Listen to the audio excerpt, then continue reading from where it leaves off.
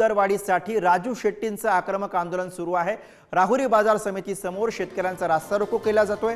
दुधाला 40 रुपये दर देण्याची राजू शेट्टी यांनी मागणी केलेली आहे आणि त्या पार्श्वभूमीवरती शेतकऱ्यांनी हा महामार्ग अडवून धरलेला आहे।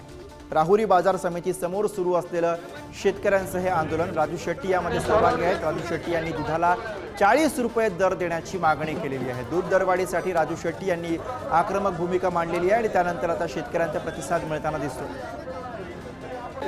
दूध दरवाढ आणि शेतकऱ्यांच्या विविध मागण्या घेऊन राजू शेट्टी आणि प्राजक्त तनपुरे यांच्या नेतृत्वाखाली अहमदनगरच्या नगर मनमाड मार्गावर राहुरी येथे रस्ता रोको सुरू झालेला आहे।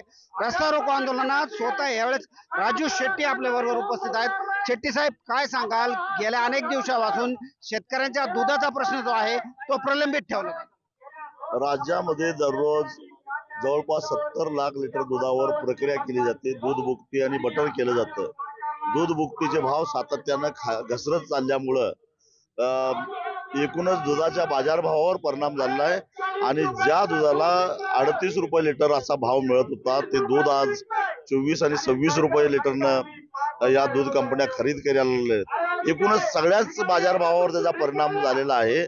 यात बरीच भर म्हणून की काय, केंद्र सरकारनं 26 जूनच्या अध्यादेशानुसार पुन्हा 10,000 टन दूध भुकटे आयात करण्याचा निर्णय घेतलेला आहे आणि या सगळ्याचा एकत्रित परिणाम म्हणून पुन्हा या दुधाचे भाव अगदी 18-22 रुपयापर्यंत खाली गेले तर काय आश्चर्य वाटायचं कारण नाही। आणि अशा परिस्थितीमध्ये सरकार शेतकऱ्याला मदत करण्याच्या ऐवजी त्याच्या जखमेवर मीठ चोळण्यासाठी मका आयात कर, दूध पावडर आयात कर, अशा प्रकारचं पोरखेळ करायला लागलेला आहे। एकूणच सरकारच्या या आयात निर्यातीच्या धोरणामुळं कांद्याला निर्यात बंदी लावली, कांद्याचे भाव पडले, कांदा उत्पादकाचं वाटोळं झालं।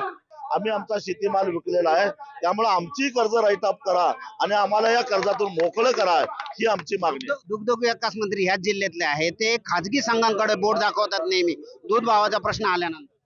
मी मगाशी सांगितलं तसं 100% खाजगींना दोष देता येणार नाही, कारण मुळामध्ये 70 लाख लिटर जे काही दूध प्रक्रिया केली जाते त्या भुकटीचे दर पडल्यामुळं आपोआपच बाजारभावावर परिणाम झाला, हेही समजून घेतलं पाहिजे। माजी मंत्री प्राजक्त तनपुरे आपल्या बरोबर आहेत।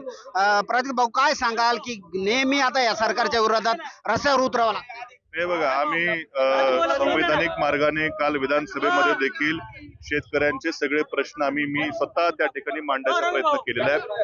अक्षरशः आम्ही एवढ्या तळमळीने विधानसभेत प्रश्न मांडत असताना मुख्यमंत्री महोदय समोर बसले होते। अक्षरशः माझ्या समोर त्यांच्या पक्षाचे आमदार यायचे, त्यांच्या निधीच्या कागदावर सह्या करायची। विधानसभेत हे अपेक्षित नाहीये। एखादा आमदार बोलत असताना मुख्यमंत्री महोदयांनी कमीत कमी संवेदनशीलपणे ऐकलं तरी पाहिजे, ती भूमिका काल तरी घेतलेली नाहीये आणि ह्या शेवटी रस्त्यावर येण्याचा आमचा पर्याय आहे। प्रशांत शर्मा, पुढारी न्यूज, राहुरी, अहमदनगर।